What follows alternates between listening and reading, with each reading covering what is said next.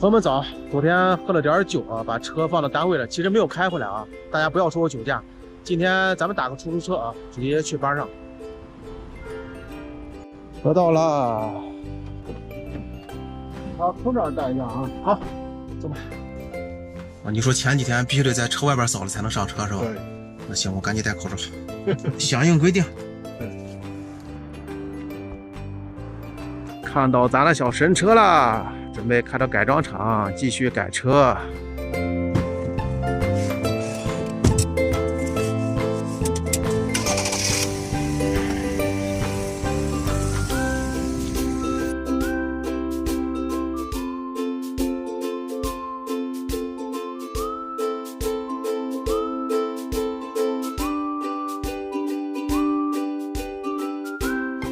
现在准备在车顶打孔了，朋友们，看咱现在太阳能啊，走线都是用这么个小东西，这是啥呀？告诉我。太阳能那个过线的专用啊，很美观。对。现在要确定太阳能还有天窗的具体安装位置。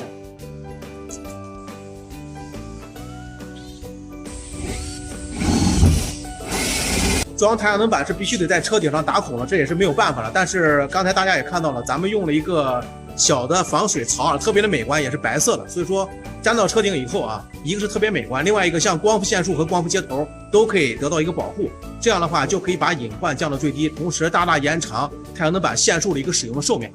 接着干活。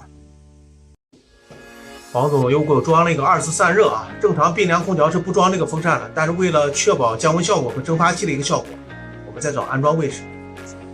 这是房车空调的专家啊，正在找安装的固定位置，就是这么个东西啊，朋友们。这个2次散热是非常重要的，尤其像今年这么热。现在开始穿线了，朋友们，咱们用的都是光伏线束啊，这样最大化的能保证太阳能板的转化效率。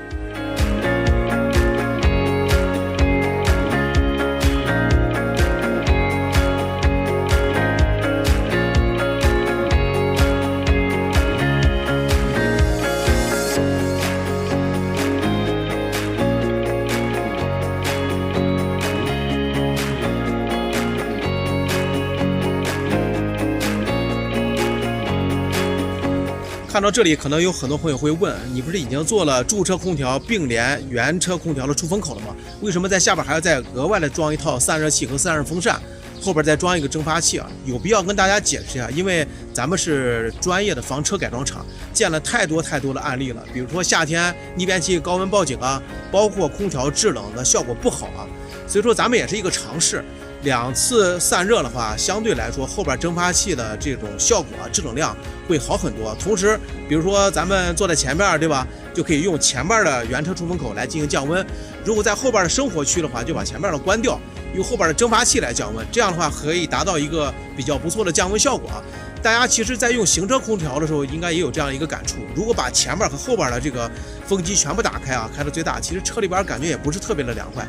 但是你单独开前面或者单独开后边的话，效果会好一点。其实这就是跟风扇以及散热片大小有很大的关系啊。当然了，咱们这个装法最终的结果怎么样的话，咱们也要进行一个深度的测试，温度计、温度仪咱们都买回来了啊。等把空调改好以后，做一个详细的测试。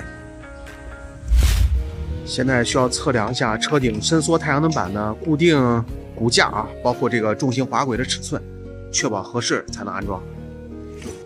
这个长短是正好的，而且承重也没有什么问题，但是还需要在装上以后长测啊，朋友们，这个毕竟得经过市场的检验才靠谱。